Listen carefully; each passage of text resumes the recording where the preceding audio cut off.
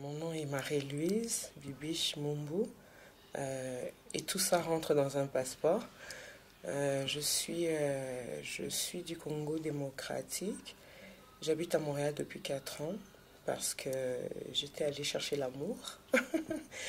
Puis maintenant j'y ai trouvé un pays accueillant. Puis j'écris depuis 2004. En fait, je montre mes écrits depuis 2004. Mais j'ai commencé à écrire avant. Et le moteur, le déclencheur, ça a vraiment été le décès de mon père en 1994. Et donc ça m'a pris 10 ans avant de partager cette chose-là avec le reste du monde. Et j'écris des pièces de théâtre, des nouvelles, des romans, des réflexions aussi personnelles. Euh, j'ai, Actuellement, on est dans un collectif d'écriture avec deux autres complices à moi qui s'appelle le collectif Moziki littéraire. Et on l'a un peu créé de manière virtuelle, mais ça n'enlève pas sa réalité. On vit dans 3 continents. Moi, je suis au Canada, en Amérique. Il y en a un qui est à Graz, en Autriche, et c'est l'Europe. Et puis, notre ami qui était à Kinshasa, et puis là, qui a un peu bougé.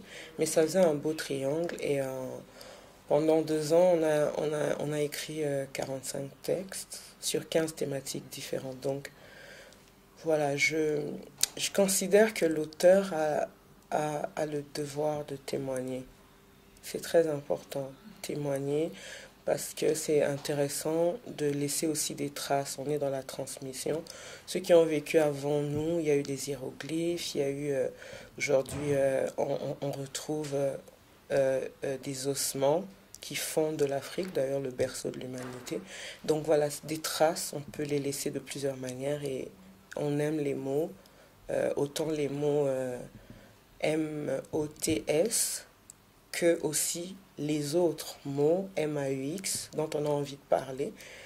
Et ceci mis ensemble fait que c'est important de prendre la parole.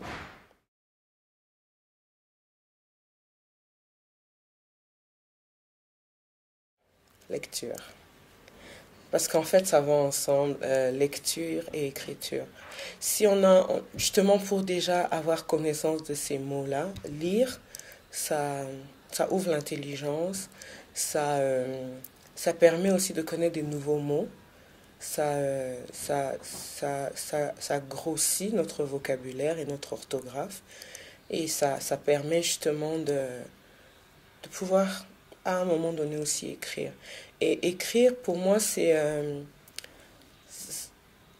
un moment. Chaque chose doit se faire en progression. Quand on écrit, on écrit. On n'est pas en train de se dire, ok, j'écris, demain je vais être le prix Goncourt ou Médikis, et puis je vais être édité, et puis je vais avoir plein d'argent. C'est pas une question de ça, d'abord. C'est pour ça que je reste sur le témoignage. C'est que j'ai envie de dire quelque chose. J'ai envie de raconter quelque chose. J'ai envie de célébrer la vie ou j'ai envie de faire la thérapie par rapport à une douleur. Moi, c'était parti du décès de mon père. J'ai extrait ma douleur. Je l'ai mise en face de moi dans des écrits, dans des mots. C'était sorti de moi et donc, voilà, je pouvais faire face. Et en faisant face à cette douleur qui finalement était sortie de moi, je me suis rendu compte que je pouvais aussi faire autre chose. Je pouvais témoigner qui était ce père-là. Je pouvais aussi témoigner quelle était l'éducation que j'ai reçue. Je pouvais aussi faire rire les gens en racontant un vécu, en racontant une façon de fonctionner dans un coin déterminé. Donc finalement, ça peut avoir toutes ces fonctions-là.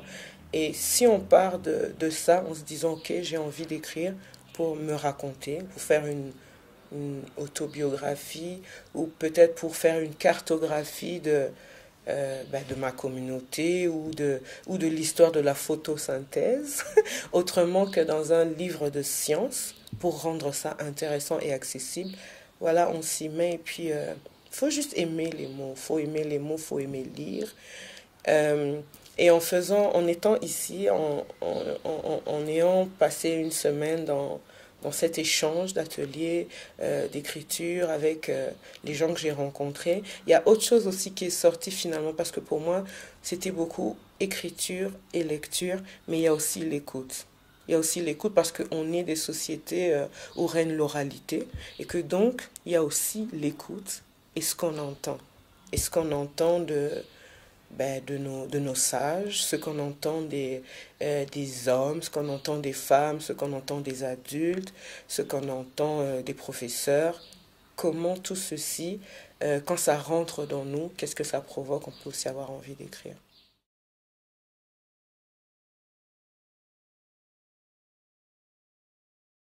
Samantha Kinshasa est un livre que j'ai commencé à écrire en 2006.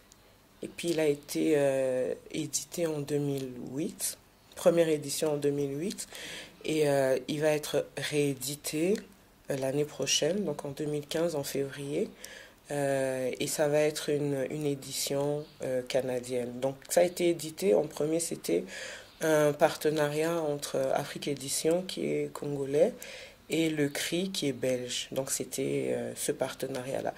Samantha, c'était quand j'ai écrit, j'avais envie de faire. J'aime beaucoup la photo. J'aime beaucoup la photo et j'ai fait des.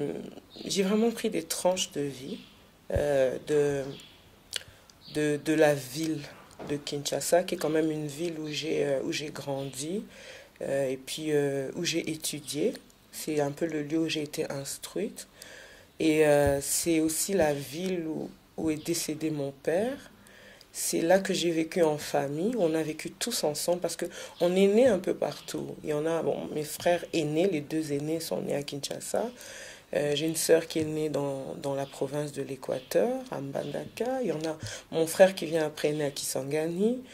Celui qui est juste avant moi est né à Katana, moi je suis né à Bukavu, on est originaire du Kassai, donc c'est vraiment la nation congolaise pour nous. Et Kinshasa représente un peu le lieu où on a tous vécu ensemble finalement.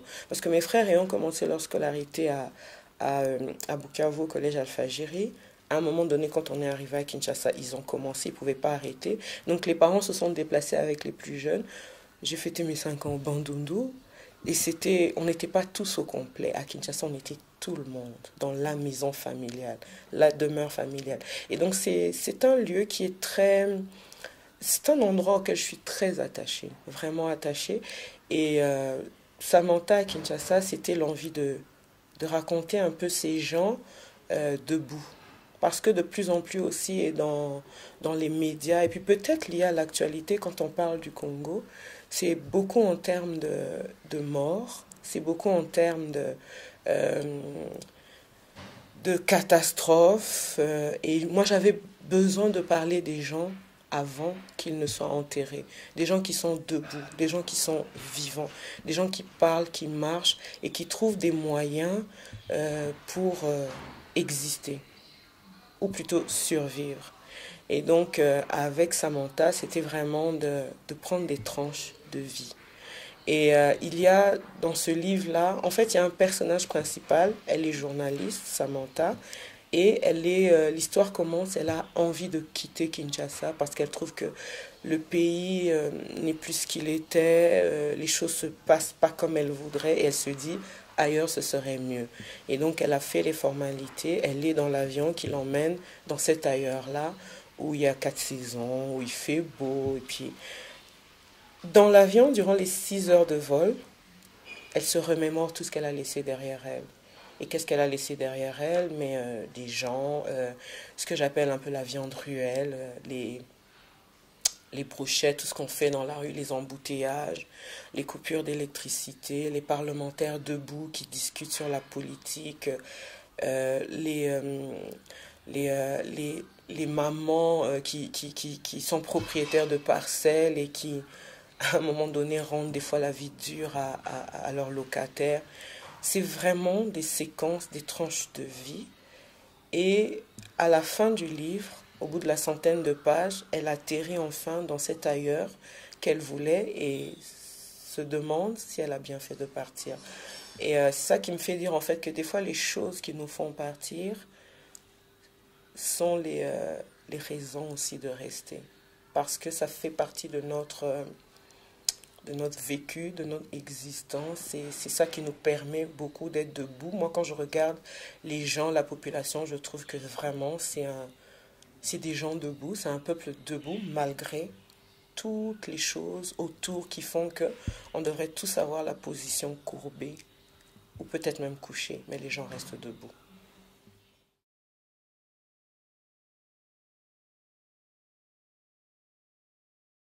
Mais il y a beaucoup le partir et le rester. Je suis vraiment beaucoup dans ça, le ici et là-bas. Et puis, dans le partir, ça peut être autant l'exil que la mort. Mais c'est vraiment partir pour avoir laissé quelque chose ou un coin derrière soi.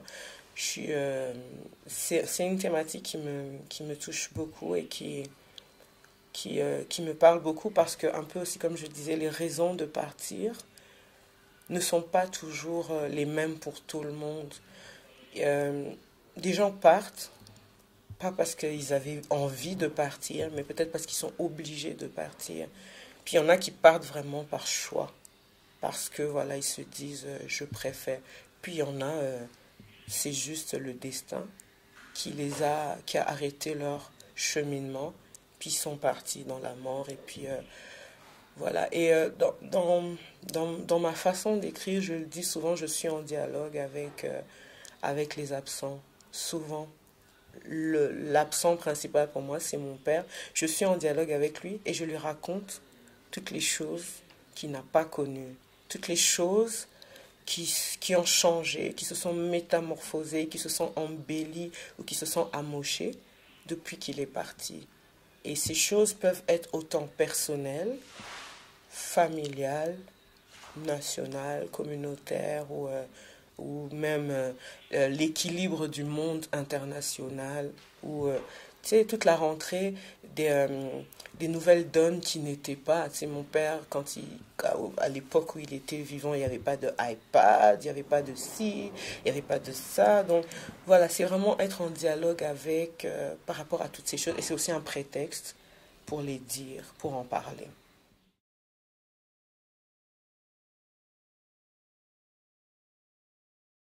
Si je suis ici, c'est en fait sur invitation de Carole, Carémera, qui est quelqu'un que j'ai beaucoup croisé dans la vie. J'aime bien, c'est comme j'aime les mots, j'aime bien les nuancer. Donc Carole et moi, on était beaucoup dans le se croiser. Puis là, à un moment donné, il fallait rentrer dans le se rencontrer. Des gens que nous connaissons en commun, à chaque fois disaient, ah, mais il faut que tu rencontres Carole. Et disaient la même chose à Carole, ah, mais il faut que tu rencontres Bibiche. Puis c'était comme, ok, c'est qui Carole finalement? Et puis c'est qui Bibiche?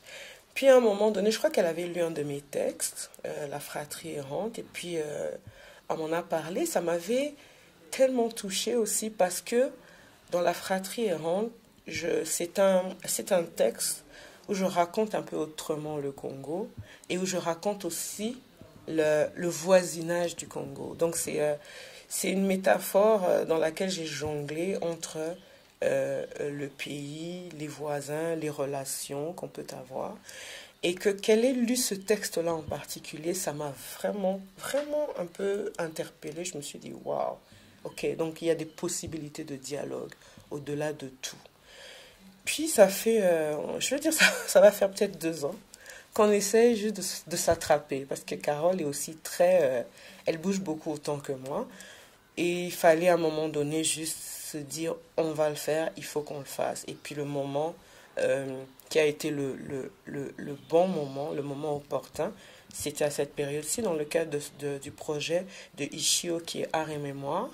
Et ça tombait très bien pour que justement je vienne faire cet atelier d'écriture parce que la mémoire est un sujet aussi qui m'interpelle beaucoup dans le rapport de partir et rester. C'est vraiment ces choses qui restent, qui sont des traces, comment dealer avec, et surtout comment mettre l'art au service de la communauté. Je pense que d'ailleurs, l'art peut arriver à vulgariser beaucoup de choses, à en permettre l'accessibilité aux gens.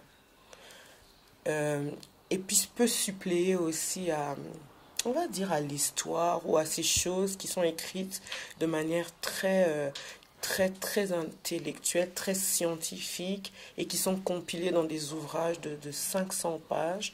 Avec l'art, il y a moyen de permettre l'accessibilité à tout le monde. Donc, je suis arrivée dimanche dernier, puis ça fait une semaine. J'ai rencontré des gens incroyables. Je travaille dans un groupe de personnes, on va dire entre 20 et 70 ans. Et c'est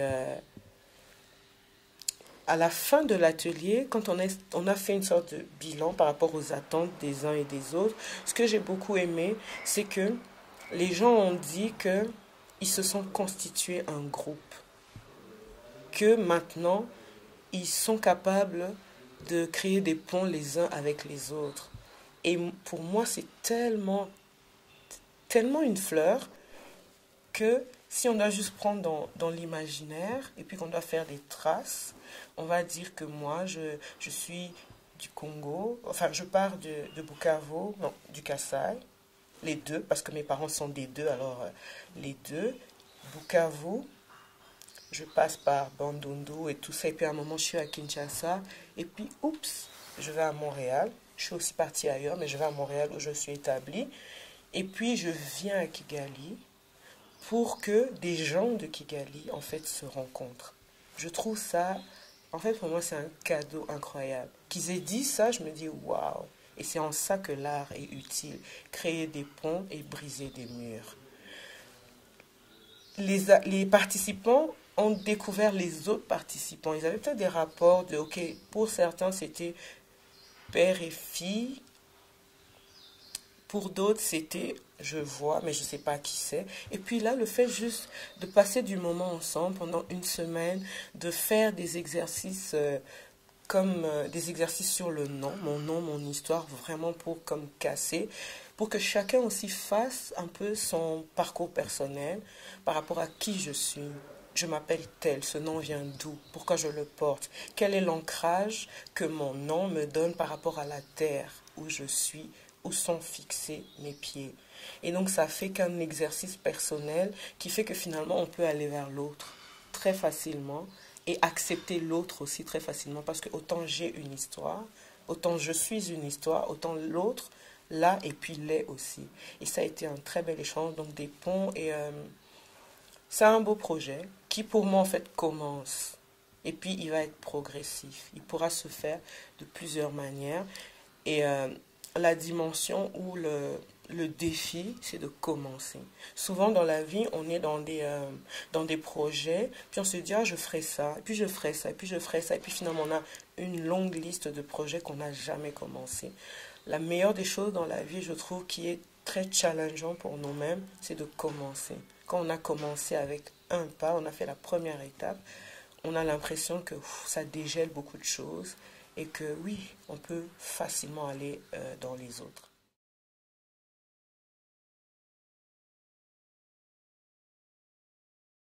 Les écrits, comme je le disais, c'est des traces pour moi. Et puis c'est quelque chose qui peut, comme un monument, faciliter la transmission. Et que donc c'est très important que les gens puissent y avoir accès. Mais l'autre dimension que je mettrais en parallèle, c'est que c'est important aussi que nous écrivons nous-mêmes notre propre histoire et que nous donnions envie justement à notre génération et à la génération d'après d'écrire aussi une histoire qui serait finalement notre histoire aussi. Parce que la contribution, c'est ça. Il n'y a pas de grande histoire ou de petite histoire. Il y a l'histoire. Les gens qui ont fait des monuments à l'époque, des fois, ils le faisaient juste parce qu'il avait un besoin urgent de dire quelque chose, de raconter quelque chose. Mais c'est vrai, ils se rendaient peut-être pas compte qu'à un moment donné, cette chose, comme une pyramide, serait le symbole d'une civilisation et que ce serait un monument érigé qui ferait déferler tous les touristes du monde entier pour aller voir cette chose et se dire oh waouh. Donc écrire c'est pas juste se dire ok bon ce que j'écris c'est pas intéressant, non.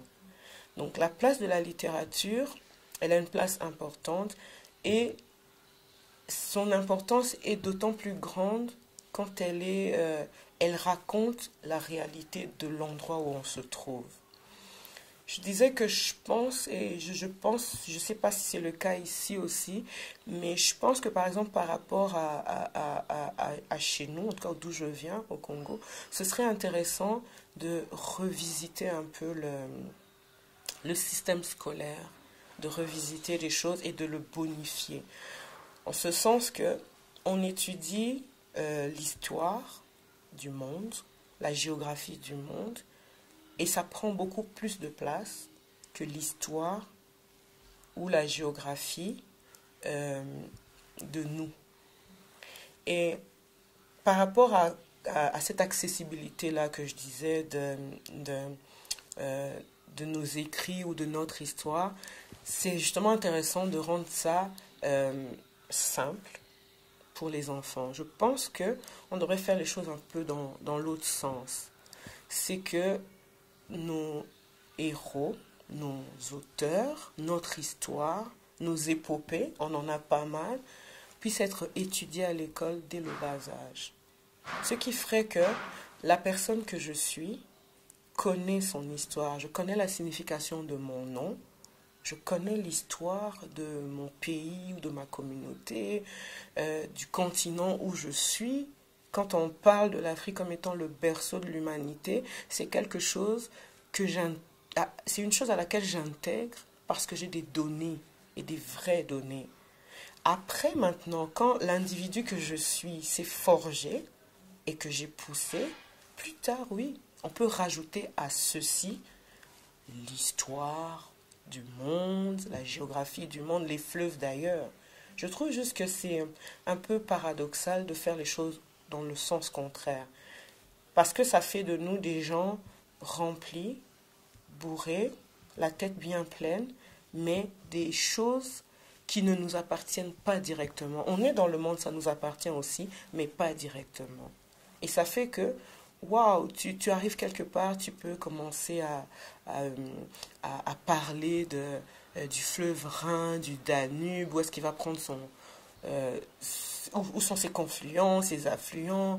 Tu parles des rocheuses et tu n'es pas capable, dans où tu es, de citer même un affluent du fleuve qui baigne le pays où tu te trouves et d'où tu es originaire et d'où tu es sorti. Je trouve ça quand même assez limite. Donc ça serait intéressant de un peu revoir les choses de ce côté-là, ce qui ferait que la réputation que certains peuples ont de ne pas lire et d'être des gens incultes ne se justifierait plus. Parce que comment je fais pour lire un ouvrage qui me parle d'une réalité qui n'est pas la mienne ou qui ne m'associe pas à cette réalité-là? On dit qu'on est dans le monde, mais puisqu'on fait partie du monde, si je lis une histoire qui parle de l'Amérique, des États-Unis, il peut y avoir un clin d'œil à l'Afrique, le continent, parce que quelque part, on est liés. Donc ce clin d'œil-là peut venir. Et si ce clin d'œil-là vient dans cette histoire, on peut même aller beaucoup plus loin. L'Afrique est un continent, ce n'est pas un pays. Donc il y a des peuples qui sont en Amérique, aux États-Unis, qui viennent des pays bien déterminés en Afrique, donc on peut les citer. À ce moment-là, oui, cette histoire est intéressante, oui, cette histoire est englobante, oui, ça fait de moi le citoyen ou la citoyenne du monde que je dis et que la mondialisation me touche quelque part. Mais si ça exclut et qu'on veut que je lise ça et parce que je n'ai pas lu ça, on me traite d'inculte et de quelqu'un qui n'aime pas la littérature, il y a un problème. À ce moment-là, c'est bien d'encourager des initiatives qui font qu'il y ait plus des auteurs qui sortent aussi de notre environnement et puis qui racontent des histoires qui nous parlent ou qui nous touchent et dans laquelle je peux rentrer facilement. On me parlerait d'une boisson que je connais parce que je l'ai déjà goûtée. On me parlerait d'un transport en commun que je connais parce que je l'ai déjà emprunté.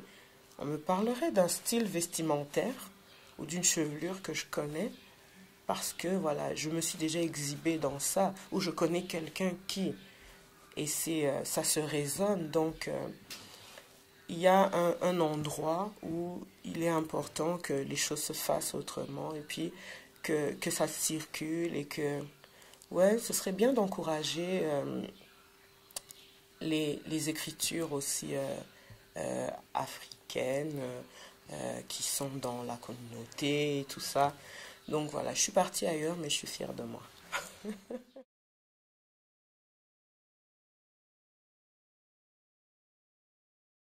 Les choses qui m'ont vraiment, moi, inspirée à écrire, elles étaient beaucoup plus personnelles et familiales. Et puis, j'ai grandi dans un environnement très, très chrétien, très spirituel. Ma mère est très chrétienne, elle nous a transmis cette foi-là. Et on lisait beaucoup les histoires, de toute la série en fait, des histoires dans la Bible, des histoires prophétiques. Et donc je lisais beaucoup. C'était des bandes dessinées qui avaient été faites avec, à l'époque, les éditions Saint-Paul. Donc ils ont, et ça c'est un moyen aussi, comme je le disais, de rendre la Bible finalement accessible à tout le monde. On a fait des bandes dessinées. Et donc je lisais beaucoup l'histoire de David, il y avait les histoires de Joseph, comment il avait été vendu par ses frères, il y avait l'histoire de Esther, que j'aimais beaucoup, qui était une reine et puis qui avait réussi à s'infiltrer, à accéder au plus haut niveau de la société pour changer un peu la donne et la destinée de son peuple. Donc je lisais beaucoup ces choses-là et puis j'écrivais des petits mots à mon père. Tu sais, quand je laissais le journal de classe à signer, puis je devais toujours raconter quelque chose. Je racontais ma journée et des petites choses comme ça qui sont un peu comme un- une base, on va dire. Ça a été un peu le début. Et au fur et à mesure, en grandissant, je suis allée dans des écoles, c'est des écoles publiques, je fais que des écoles publiques d'ailleurs, et c'était vraiment, j'ai eu des profs incroyables. J'ai comme ça des profs de français qui m'ont vraiment marqué. Il y en a un en particulier, mon prof de la... Il m'a donné quoi en cinquième année, en sixième année secondaire, littéraire au lycée Moté-Mampico. C'était vraiment quelqu'un, waouh, qui m'a donné l'amour de la langue française, autant dans la grammaire, dans les figures de style, dans comment arriver à dire sa pensée. Et ça était encore quelque chose qui fait que j'aime ça, j'aime les mots, j'aime cette langue finalement que j'ai envie d'emprunter pour pouvoir moi aussi dire des choses. Mais c'était à ce moment-là, les choses que j'écrivais, c'était des choses qui m'appartenaient. C'était pas montrable. C'était pour personne d'autre que pour moi. Et puis, mais quand même, à l'école, il y a il y a, j'aimais beaucoup Calix Béala de l'époque. J'ai beaucoup aimé la A16, l'africaine, que j'ai lue, et puis parce que je rentrais aussi en contact avec des mots qui n'étaient pas, toujours, pas des mots de mon vocabulaire, mais puis j'aimais aussi cette façon d'y aller direct, de dire les choses. Je trouvais que c'est vraiment très direct. Étant euh, colonie belge, ayant connu un français très qui contourne beaucoup, qui dit auriez-vous l'amabilité, s'il vous plaît, de me... Alors, je cherche le chemin. Donc, très rallongé, je trouvais que elle, sa façon de présenter les choses, c'était vraiment direct, quoi. Coup de poing direct, je le dis et puis je passe. Donc, elle m'a beaucoup marqué après, quand j'ai vraiment commencé à me dire, justement à ce moment-là, que écriture irait bien avec lecture. Donc c'était ces lectures-là. Il y avait, après, plus loin aussi, j'ai commencé à lire, j'ai lu Sonny Laboutin aussi, mais j'ai pas aimé du tout. Vraiment, je n'avais pas aimé. Donc j'avais lu La vie est demie, puis je comprenais pas. Je comprenais vraiment pas ce livre. Cette fille, Shaidana, qu'on tuait, puis qui revenait, puis ça m'avait même vraiment énervé. Et ça aussi, c'est quelque chose qui fait que dans la compréhension de l'œuvre d'un auteur, ou même de l'œuvre d'un peintre, de l'œuvre d'un metteur en scène, des fois c'est bien aussi d'essayer de connaître sa vie. Donc là, je suis allée dans la biographie de Sonia Laboutansi et puis j'avais des amis du Congo-Brazza, pas mal. Donc il y en a un en particulier qui m'a un peu, qui a fait mon éducation, qui m'a parlé de Sonia, qui m'a raconté son vécu, sa vie, comment il a grandi, ses choix, ses combats, les causes qui le touchaient. Et là, j'ai relu le livre. Et j'en ai même fait ma critique littéraire quand je suis allée faire le journalisme à l'ISTI. Et mon prof, d'ailleurs, trouvait que c'était un travail qui avait vraiment été bien fait parce que j'avais compris le personnage, l'auteur. Et donc, j'ai pu accéder beaucoup plus facilement à son œuvre. Et j'ai compris de quoi il parlait, de cette révolution qu'on tue et qui revient à chaque fois parce que c'est la révolution. Que quand une révolution s'est mise en route et qu'elle est en marche, on pourrait la tuer, l'assassiner autant de fois que possible. Elle se fera. C'est comme ça. Et donc, ça a été des choses qui m'ont marqué. Après, il y a des auteurs quinois. Il y a un auteur quinois, typiquement quinois, comme André Yokali, qui est un professeur, qui est vraiment quelqu'un de sympathique aussi, que j'ai appris à connaître avec le temps. Il a une certaine façon d'écrire qui était vraiment très... je trouvais ça, waouh, quoi, très, très simple en fait. Et on se rend compte dans la vie que les choses simples, la simplicité c'est ça qui est accessible. Et puis, dans la simplicité, on peut trouver la beauté, on peut trouver tellement de choses. Quand on essaie de les compliquer, déjà c'est fermé, c'est verrouillé et c'est difficile. Donc ça, ouais, ça a été. Puis beaucoup de gens aussi que j'ai rencontrés dans la vie, beaucoup de discours entendus. Actuellement, là, j'aime beaucoup cette auteure nigériane, Chimamanda Ngozi, que je trouve vraiment... avant de lire son œuvre, j'ai écouté son discours, quelque part, qui parle justement du danger de l'histoire unique. Et ça m'a donné envie de connaître son œuvre, d'aller lire. Et j'ai lu L'autre côté du soleil. Et j'ai trouvé ça juste comme moi. Et c'est quelqu'un que je ne connais pas, que je n'ai pas rencontré. Mais quand je l'entends, je dis, tiens, on dirait moi. Donc c'est vraiment, voilà, ça se rejoint. Et je pense aussi c'est comme une formation, entre guillemets, perpétuelle. Et donc je reste dans la lecture et dans la découverte des gens. Et puis il y a ceux qui m'entourent, les gens que je connais depuis toujours, qui écrivent des très beaux textes. Et puis tu peux lire, comme ça j'ai mon ami que j'appelle toujours mon best, Papy Maurice Mbouiti, il a des choses comme ça, des fois qu'il dit, des fois on est dans une conversation, et puis je fais, hey, stop, stop, stop, je dois noter ça, parce que je vais utiliser ça, tu permets, il fait, il n'y a aucun problème. Donc des gens comme Mwanza Mujila, des gens comme Dieudonné Nyanguna, des gens comme Faustin Nicolas, qui n'écrivent pas nécessairement pour la publication, mais qui écrit beaucoup, et qui lit beaucoup, par rapport à son travail de chorégraphe, et aussi par rapport à sa position de quelqu'un qui est en relation avec d'autres et en interaction. Donc des fois c'est ça, c'est vraiment des grosses discussions ou des petites discussions, des discussions amicales, intimes qui font que, ah tiens, il y a quelque chose que je retiens et puis qui reste. Et puis tout ça, en fait partie des choses qui nourrissent mon écriture.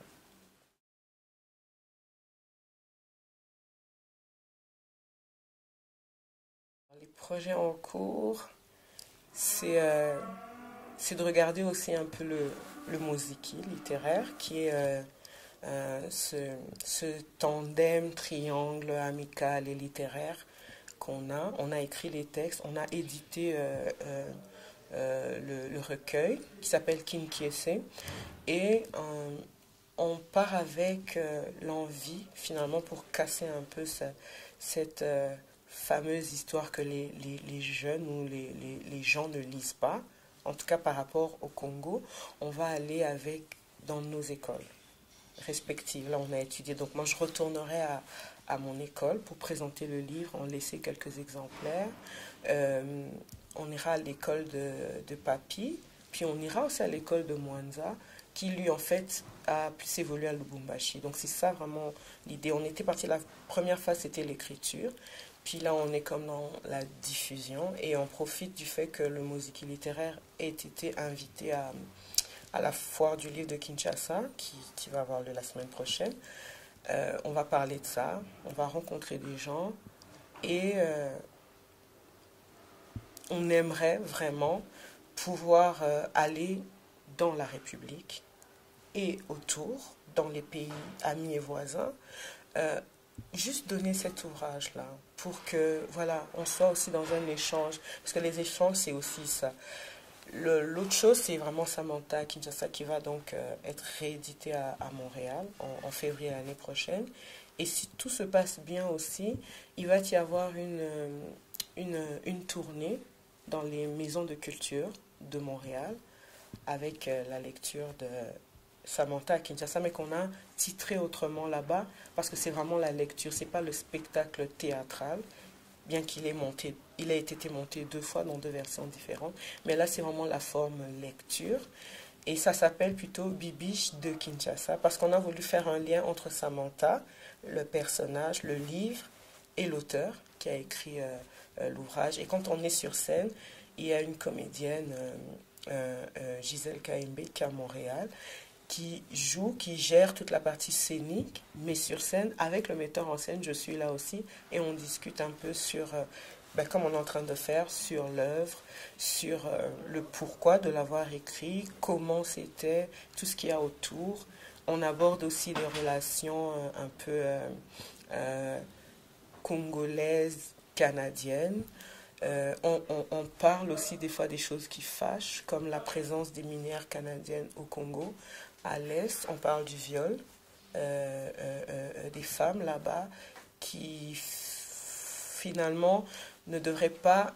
je ne sais pas comment expliquer ça. Quelqu'un me demandait quel message vous avez à donner par rapport au viol qui se passe. J'ai dit, il n'y a pas de message. J'ai pas de message. Pour moi, je crois qu'il faut juste faire sauter l'impunité zéro. On connaît les gens qui le font. Ils sont identifiables et identifiés. On devrait juste les arrêter. Commencer à faire ça. Arrêter ceux qui le font pour que les autres se disent, maintenant qu'on arrête, il faut aussi qu'on arrête quelque part. Le docteur Denis Mukwege, à un moment donné, disait que ce serait bien de militer pour que le viol figure comme désormais étant une arme de destruction massive. Et ce serait très bien, au même titre que la bombe atomique. C'est ça qu'on devrait faire, parce que c'est pas normal que des gens puissent être violentés dans leur corps, dans leur chair. On voit juste le moment présent, on ne pense pas à long terme à leur santé mentale, à comment elles vont évoluer, comment elles vont vivre, comment elles vont fonctionner. On n'y pense pas. Et je dis elles, mais je dirais aussi ils, parce que les viols ne sont pas seulement perpétrés sur les femmes âgées ou bébés, mais c'est aussi sur des hommes. Et c'est juste pas normal. C'est vraiment pas normal. Donc ça, c'est aussi quelque chose qui doit être revisité. Et par rapport au projet auquel je pense, autant cet atelier a été fait ici, autour de la mémoire, ce serait pas mal aussi, et je rêve de ça, de le faire. Ça sera aussi une autre façon d'aller à Bukavu, à Goma, autrement que pour célébrer la ville où je suis née. Ce serait de voir dans quelle mesure travailler par rapport à cette thématique-là aussi. Pour que l'écrit étant une façon de faire sa thérapie, de voir comment ça peut être possible.